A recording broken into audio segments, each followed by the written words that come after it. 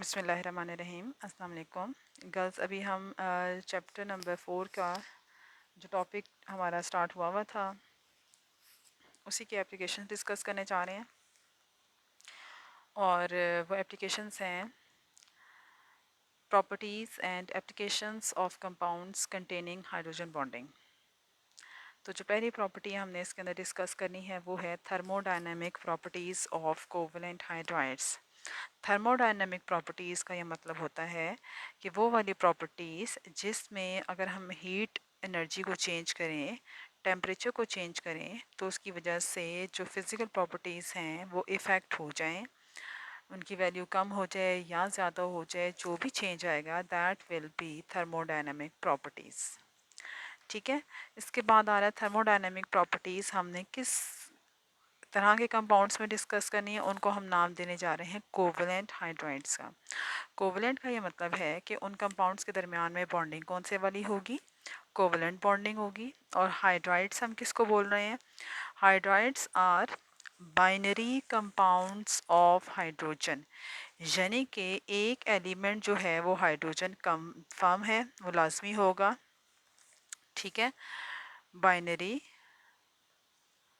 Compounds of hydrogen.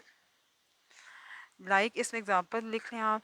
इसमें example आ गई CH4 की, इसमें एग्जांपल आ गई NH3 की, और इसमें एग्जांपल आ सकती है HF की, HCl की, H2O की। देखें सब के अंदर जो है ना दो ही एलिमेंट्स हैं, एक है कार्बन और दूसरा है हाइड्रोजन। एटम्स की तादाद को नहीं देखना आपने, आपने सिर्फ नेचर ऑफ एटम या एलिमेंट को हमने देखना है। तो CH4 जो पहली एग्जांपल मैंने लिखी है उसमें दो ही एलिमेंट हैं, एक है कार्बन और दूसरा है हाइड्रोजन। इसी तरह से अमोनिया में एक नाइट्रोजन है और दूसरा हाइड्रोजन है।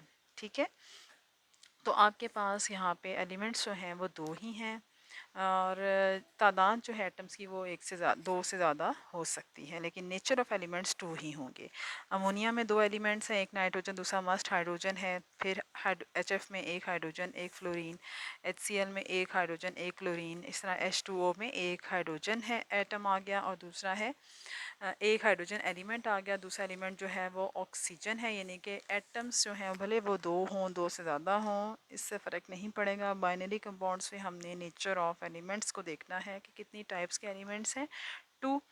और हाइड्राइड अगर आ गया है तो इट मीन्स कि एक इन दोनों एलिमेंट्स में से एक एलिमेंट मस्ट कौन से वाला होगा, हाइड्रोजन होगा। अब हमने देखना ये है कि जो हाइड्राइड्स हैं उनकी थर्मोडायनेमिक प्रॉपर्टीज़ में क्यों चेंज आता है, उसकी रीज़न हमने देखनी है। तो कौन कौन से हाइड्राइड्स देखने हैं, group 4 A, 5th A, 6th A and 7th ए। ठीक है। इनके हाइड्राइड्स की हमने प्रॉपर्टीज़ देखनी है। ग्राफ की फॉर्म में ये प्रॉपर्टीज़ जो है वो डिस्कस हुई हैं। पहले हम ग्राफ को समझ लेते हैं, फिर हम प्रॉपर्टीज़ को भी वन बाय वन देखेंगे। गैसे ग्राफ में हमारे पास एक्स एक्सिस पे दिया हुआ है पीरियड नंबर। फर्स्ट पीरियड पे कुछ भी नहीं आ रहा। ठीक है। सेकंड पीरियड पे चार एलिमेंट्स आते हैं, एक है कार्बन का बाइनरी कंपाउंड CH4, नाइट्रोजन का बाइनरी कंपाउंड NH3, फ्लोरीन का binary compound with hydrogen HF और देन H2O। फिर पीरियड नंबर 3, इसके एलिमेंट्स यहाँ पे दिए हैं, डॉट्स की फॉर्म में आपको नज़र आ रहे हैं। सेलेनियम हाइड्राइड है, SiH4 है, PH3 फॉस्फोरस हाइड्राइड है, HCl हाइड्रोजन क्लोराइड है, H2S hydrogen sulphide. Period number 4 में देखें यहाँ पे GeH4 germanium hydride, HBr hydrogen bromide, और यहाँ पे आर्सेनिक हाइड्राइड मिसिंग है, यहाँ पे प्रिंटिंग नहीं हुई उसकी। ठीक है। फिर है hydrogen selenium hydride H2Se। Period 5th में आ जाता है stannous hydride SnH4 hydrogen iodide HI, antimony hydride SbH3 और टेलुरियम हाइड्राइड H2Te। ठीक हो गया। अच्छा, अब ये देखें हमने इनमें और लेफ़्ट साइड पे हमें क्या दिया हुआ है, इनके बॉइलिंग पॉइंट्स की वैल्यू, और फॉर बॉटम से टॉप की तरफ इंक्रीज़ हो रही है। बॉटम में है -200, -150, -100, -50, 0, +50 एंड 100, यानी कि हर एक में 50-50 का गैप जो है उसके हिसाब से दिया हुआ है। अब हमने ये देखना है कि जो बॉइलिंग पॉइंट्स हैं उनकी वैल्यूज़ को हमने कंपेयर करना है। 2-3 तरह से इस ग्राफ को डिस्कस करेंगे। सबसे पहले देखें जो पीरियड नंबर 2 के एलिमेंट्स हैं उसमें कार्बन ग्रुप 4 का, नाइट्रोजन ग्रुप 5 का, ऑक्सीजन ग्रुप 6 का जो ऊपर चला गया है, देन ये बीच में आ रहा है ग्रुप 7 का। यहाँ से हमने इसको डिस्कस करना है कि एनॉमलस बिहेवियर क्यों है। अगर हम हाइड्राइड्स को देखें तो हमें पता चलेगा दे हैव ग्रुप 4 के जो हाइड्राइड्स हैं ओवरऑल अगर हम देखें तो जो ग्रुप 4 के हाइड्राइड्स हैं इनका बॉइलिंग पॉइंट सबसे कम है। देन सेकेंड नंबर पे ग्रुप 5 का आ रहा है, देन ग्रुप 6 का आता है, ठीक है। ग्रुप 6 का आना चाहिए लेकिन ग्रुप 6 का नहीं आ रहा, ग्रुप 7 का आ रहा है, और फिर आ रहा है ग्रुप 6 वाले का जो है ना वो बॉइलिंग पॉइंट आ गया है। अच्छा, इसको हम देख लेते हैं कि ऐसा क्यों हो रहा है, बॉइलिंग पॉइंट्स में ऐसा चेंज क्यों आ रहा है। सबसे पहले देखें कि जो CH4 का बॉइलिंग पॉइंट है वो सबसे कम है as compare to ammonia, HF and water. उसकी रीज़न आप क्या बताएंगे कि जो कार्बन है इसका साइज़ सबसे ज़्यादा स्मॉल है, मॉलिक्यूल का जो है साइज़ जो है वो स्मॉल होने की वजह से जो ग्रुप 4 के एलिमेंट्स हैं उनमें सबसे ज़्यादा स्मॉल हाइड्रोजन किसका साइज़ है, कार्बन का, तो उसका intermolecular force of interaction weak होंगी जिसकी वजह से बॉइलिंग पॉइंट की वैल्यू कम है। इसी के बॉइलिंग पॉइंट को अगर हम अमोनिया, HF और वाटर के साथ कंपेयर करें तो मीथेन में जो है इंटरमोलिकुलर फोर्स ऑफ इंट्रैक्शंस वो वीक हैं, और अमोनिया में intermolecular force of attraction strong होके क्या बन गई हैं, डायपोल डायपोल फोर्सेस, जिनको हमने स्पेशल नाम दिया हाइड्रोजन बॉन्डिंग। HF में भी हाइड्रोजन बॉन्डिंग और वाटर में भी हाइड्रोजन बॉन्डिंग। तो इन तीनों में तो चूंकि हाइड्रोजन बॉन्डिंग है, बहुत स्ट्रॉन्ग फोर्स ऑफ अट्रैक्शन है जिसकी वजह से इनका बॉइलिंग पॉइंट क्या हो जाएगा, हाई हो जाएगा। और यहाँ पे हमारे पास intermolecular force of attraction weak हैं जिसकी वजह से इसका बॉइलिंग पॉइंट लो है। ठीक है, तो मीथेन को आपने इन तीनों के साथ भी कंपेयर कर लिया और अपने जो ग्रुप के बाकी एलिमेंट्स हैं उनके साथ भी कंपेयर कर लिया, दोनों तरह से एक्सप्लेन कर दिया। इन तीनों में हाइड्रोजन बॉन्डिंग आएगी, और ये जो अपने ग्रुप के तीनों एलिमेंट है इसके कंपैरिजन में जो आप बताएंगे तो उसका साइज स्मॉल है, पोलराइजेबिलिटी लो होगी जिसकी वजह से मेल्टिंग एंड बॉइलिंग पॉइंट जो है वो की वैल्यू लो आएगी। फिर आता है नेक्स्ट हमारे पास कि जो अमोनिया, ऑक्सीजन के कंपाउंड वाटर को देखें और HF, गर्ल्स होना तो ये चाहिए कि अमोनिया का बॉइलिंग पॉइंट, उसके बाद यहाँ पे वाटर का बॉइलिंग पॉइंट आना चाहिए और देन हमारे पास HF का बॉइलिंग पॉइंट आना चाहिए, लेकिन ऐसा नहीं हो रहा, चेंज आ रहा है। उस चेंज आने की वजह आपने बतानी है। क्वेश्चन यहाँ से बनता है why boiling point of water is high than HF। ये लिखा हुआ है, मैंने क्वेश्चन सामने नज़र आ रहा है, why water has high boiling point than HF। उसकी रीज़न आपने बतानी है कि इन केस ऑफ वाटर दोनों में ही हाइड्रोजन बॉन्डिंग है, in case of water and hydrogen and HF hydrogen bonding is present, but in case of water there are two hydrogen bonds per molecule and in case of HF there is one hydrogen bond per molecule। जिसमें hydrogen bonding पर molecule ज़्यादा होगी उसकी उसी का boiling point जो है वो हाई होगा। इंडिविजुअली अगर हम देखें तो HF का हाइड्रोजन बॉन्ड स्ट्रॉन्ग होगा, लेकिन क्योंकि फ्लोरीन की इलेक्ट्रोनेगेटिविटी ज़्यादा है, लेकिन यहाँ पे नंबर ऑफ़ हाइड्रोजन बॉन्ड्स पर मॉलिक्यूल वो वाटर में ज़्यादा हैं, तो जिसकी वजह से क्या होगा कि वाटर का बॉइलिंग पॉइंट हाई हो जाएगा एज़ कम्पेयर टू HF। एक और भी शॉर्ट क्वेश्चन यहाँ से बन रहा है कि why water is liquid at room temperature but hydrogen sulfide and hydrogen selenium hydride they are gases at room temperature। आपने बताना है in case of water hydrogen bonding is present but in case of H2S and selenium hydride dipole forces or weak intermolecular forces of attractions are present, that's why the water exists as liquid at room temperature, as H2S and H2SE they exist as gases। Next हमारे पास आता है कि boiling point of, line थोड़ी सी ऊपर नीचे कर दी है book इसमें प्रिंटिंग में, boiling point of HCl is slightly higher than that of HBr। इसको करेक्ट करना है आपने कि boiling point of HCl is slightly higher than the HBr। उसकी रीज़न क्या है, यहाँ से अभी ग्राफ में भी नज़र आ रहा है कि HCl की बॉइलिंग पॉइंट देखें और HBr को देखें तो HBr का डॉट थोड़ा सा नीचे की तरफ आ रहा है, ऊपर होना चाहिए था। उसकी वजह क्या है, HCl का बॉइलिंग पॉइंट हाई है एज़ कम्पेयर टू HBr। उसकी रीज़न आपने बतानी है कि HBr जो है उसमें जो फोर्सिव इंट्रैक्शंस है उसके मॉलिक्यूल के दरमियान में वो है डायपोल डायपोल फोर्सिव इंट्रैक्शंस, और HCl के केस में वो डायपोल डायपोल फोर्सिव इंट्रैक्शंस जो हैं वो इतनी स्ट्रॉन्ग हो जाती हैं, है तो वो डायपोल डायपोल इंट्रैक्शंस ही, लेकिन क्लोरीन की इलेक्ट्रोनेगेटिविटी ज़्यादा है एज़ कम्पेयर टू ब्रोमीन, जिसकी वजह से क्या होगा कि क्लोरीन की इलेक्ट्रोनेगेटिविटी ज़्यादा होने की वजह से उसका जो इंटरमॉलिक्यूलर फोर्स ऑफ अट्रैक्शंस हैं वो थोड़ी सी स्ट्रॉन्गर हो जाएंगी, और इतनी स्ट्रॉन्ग हो जाएंगी कि वो हमें थोड़ा सा क्लोज हो जाएंगी किसके, हाइड्रोजन बॉन्डिंग के। तो हम कहते हैं कि HCl का जो केस है ये बॉर्डर लाइन केस है, जिसकी वजह से हम कहते हैं कि उसका बॉइलिंग पॉइंट हाई आएगा एज़ कम्पेयर टू HBr। ठीक हो गया। नेक्स्ट आपने कंपेयर करना है hydrides of fourth period and hydrides of third period. अगर हम इनको कंपेयर करें तो ये हमारे पास हैं हाइड्राइड्स ऑफ थर्ड पीरियड और ये हैं hydrides of fourth period. Hydrides of third period का साइज जो बॉइलिंग पॉइंट है वो कम है, फोर्थ पीरियड का ज़्यादा है। ये कम है, ये ज़्यादा है, ये कम है और ये ज़्यादा है। इसकी रीज़न आपने बतानी है ऐसा क्यों है, क्योंकि जो ग्रुप थर्ड ए के मॉलिक्यूल्स हैं उनका साइज़ स्मॉल है, और ग्रुप फोर्थ ए वालों का जो साइज़ है